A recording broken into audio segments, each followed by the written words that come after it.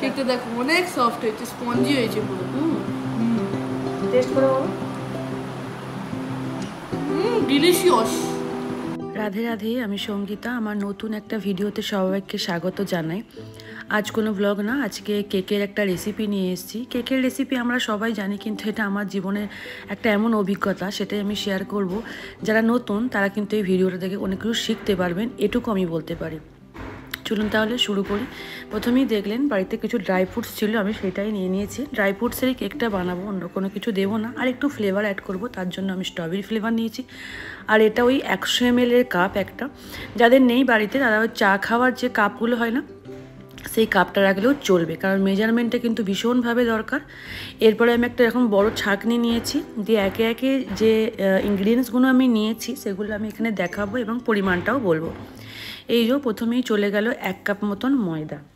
এরপরে যেটা আমি করেছি, ময়দাটার পরে এটা হলো বেকিং পাউডার। বেকিং পাউডারটা কিন্তু আমি 1/2 টেবিল স্পুন দেবো 1 কাপ ময়দার জন্য।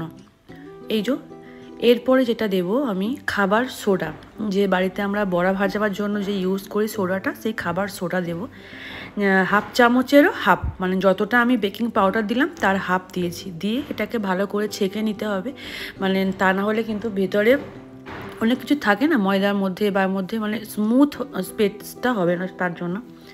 তো এরপর যেটা করছি, এটা হলো 1 কাপ মতন চিনি, যেটা আমি গুঁড়িয়ে নিয়েছি 1 কাপের জন্য। এবার চিনিটা আপনি একটু পরিমাণ মতন দিতে পারেন। সত্যি কথা বলতে গেলে চিনিটা আমার একটু কমই হয়ে গিয়েছিল, ভেবেছিলাম একটু মিষ্টি মতন হবে।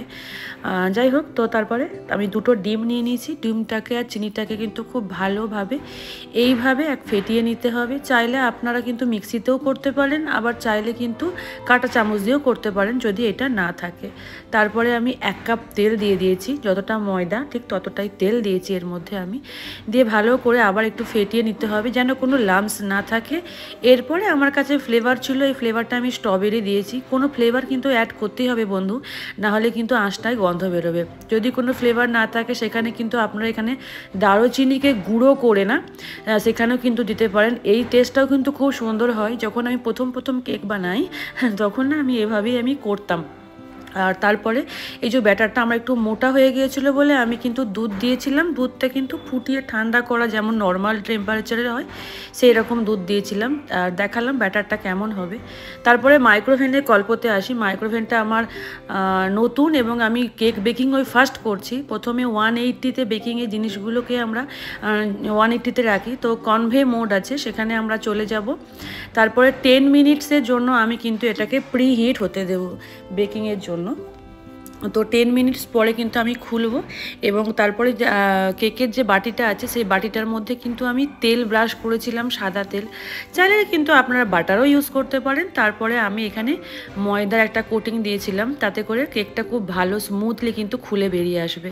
ধরুন অনেকের কাছেই তো আপনার ধরুন পেপার থাকে না, তো সেক্ষেত্রে এরকমও দেওয়া যেতে পারে। আর এখানে ওই যে ড্রাই ফ্রুটসগুলো ছিল, চেরি ছিল, বাদাম, কিশমিশ, এগুলোর মধ্যে কিন্তু আমি মিশিয়ে দিয়েছিলাম অল্প পরিমাণে ময়দা মাখালে কিন্তু আপনার নিচের দিকে চলে যাবে না, যেটা আমি কিন্তু কাজ করতে করতেই শিখেছি।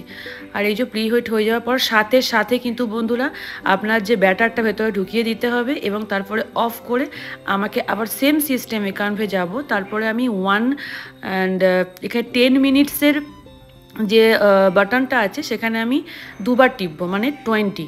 এবার 20-র পর ধরুন আপনি আরও বাড়াতে চাইছেন, তার উপরেই কিন্তু আপনার আছে মিনিটস, সেখানে 1 2 3 করে এরকম করে মিনিটস দিলেই হবে।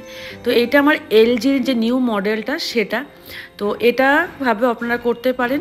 অ্যান্ড এবার হতে থাক, আমি এবার কাজকর্ম করব, তারপরে দেখাবো যে কি হলো। তো এটা আমার ভীষণ ভালো লাগছে যে আমি ফার্স্ট টাইম নিজের হাতে করলাম।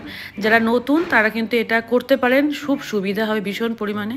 আমি খুব আস্তে আস্তেই দেখিয়েছি এবং আস্তে আস্তেই বলছি। আর দেখছেন কেকটা কত সুন্দর হয়েছে।